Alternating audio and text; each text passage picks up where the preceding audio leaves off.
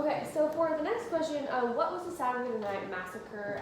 I know I've heard some, things about it. So what happened there and what was it? Well, these events that took place on October 20th, 1973, were a compilation of Nixon trying to cut off all ties and delay the investigation on the Watergate break-in as much as he possibly could.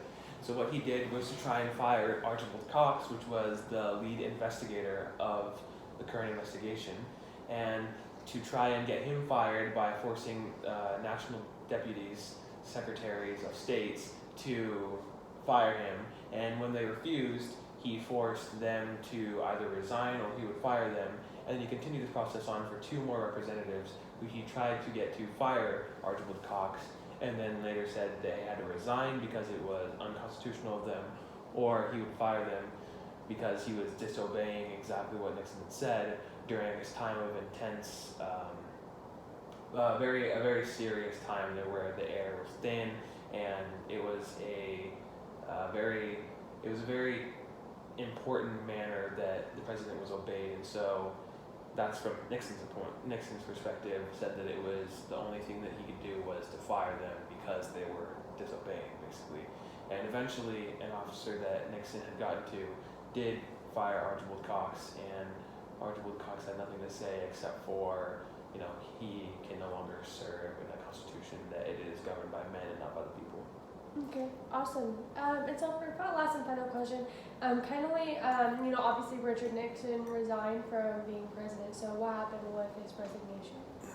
Well, what happened was that Nixon was forced to resign by the Supreme Court, essentially.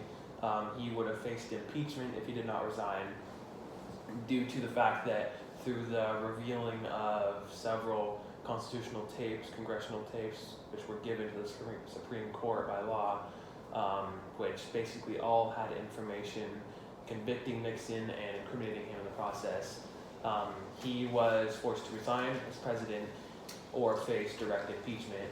And the Supreme Court basically ruled 8-0 that he would be impeached if he did not resign, and that he was basically incriminated for the Watergate hotel break-in.